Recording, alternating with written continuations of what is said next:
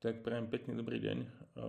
Pokúsim sa vám ukázať ešte ešte jeden ten videonávod, aby ste to správnejšie pochopil. Idem teda na všetky projekty, vyberám si napríklad ten váš Take 500, ktorý ste spravil, kliknem naň. V podstate tu poukazujete na niečo, že je niečo iné. Tu si treba uvedomiť, že toto je vstavaný modul, ktorý je tam z externého zdroja, aby sme dosiahli takéto zobrazovanie. Nie je to tá konkrétna súčasť webovej stránky.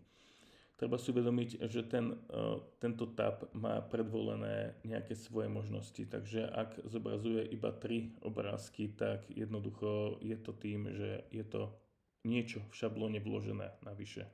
Takže to má určité obmedzenia.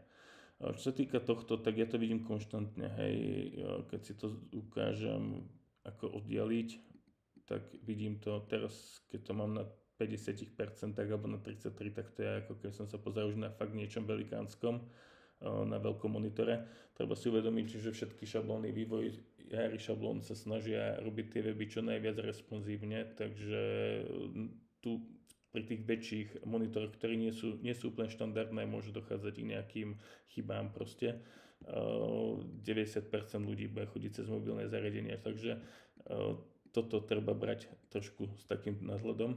Je to vec, ktorú vám neviem nejak opraviť, hej, keďže je to externý modul.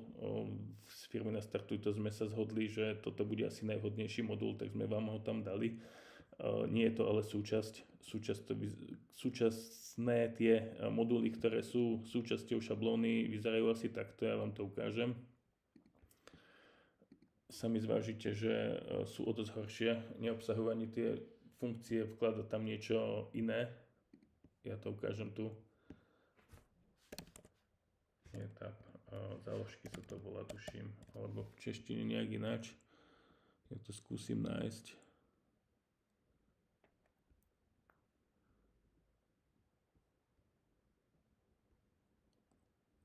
Toto. Hej, toto sú tie štandardné záložky. Hej, viete do nich vpisovať maximálne texty, to je súčasť šablóny, čiže tu nemôžete vložiť žiadnu modul galérie, môžete tu dávať iba texty. Takže toto, aby ste ma chápali, je to, prečo sa možno nezobrazujú tie obrázky tak, ako to vidíme teraz.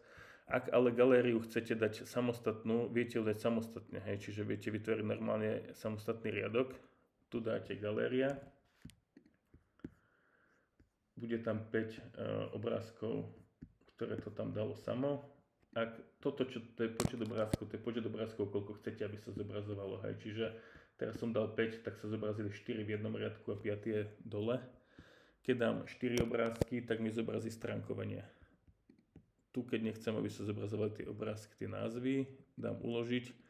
A v podstate, keď teraz ukončím Visual Builder a vyjdem von, tak uvidím, že tých obrázkov je tam 4 vedľa seba, hej? Lebo toto je skutočná tá podstata tej šablóny, ten modul, ktorý je priamo v šablóne.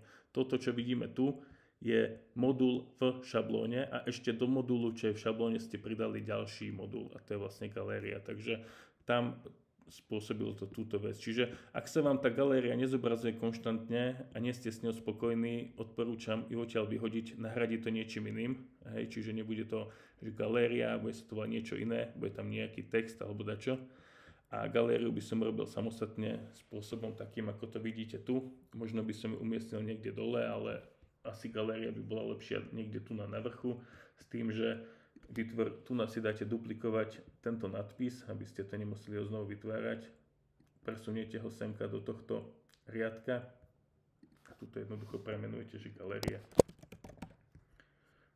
Keď tak dáte bold, hej, a dáte uložiť, vidíte vonku a v podstate tá galéria tam už bude, hej. Takže toto je odpoveď na to, čo ste sa ma pýtali. Žiaľ, neviem to urobiť tak, aby sa to tu zobrazovalo presne tak, ako chcete, pretože je to vlastne, toto, čo vidíte, je modul. Tak ako som teraz vložil modul galérie sem do šablóny, tak tu je vložený vlastne modul týchto tab, hej.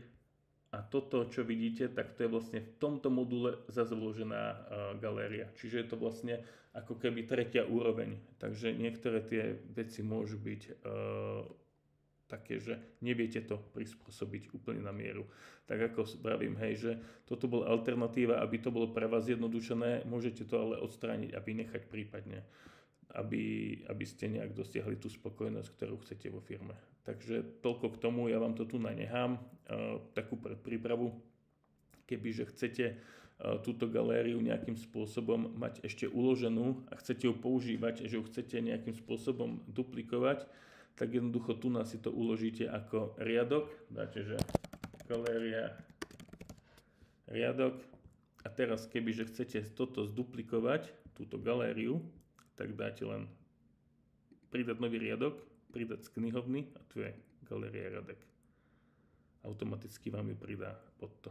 Hej, čiže takýmto jednoduchým spôsobom si to môžete ešte pomáhať a duplikovať. To je ešte taký podsuvník toho, ako môžete ďalej si nejak pomôcť. Tak ak by ste mali nejaké ďalšie otázky, kľudne sa ma pýtajte, ale žiaľ s týmto vám pomôcť neviem. Je to niečo, čo je vstavané a je to dopredu definované. Áno, čiže je to vlastne vytvorené v kóde nejaký modul, ktorý ja žiaľ neviem nejakým spôsobom ovplyvniť. Takže prajem pekný deň.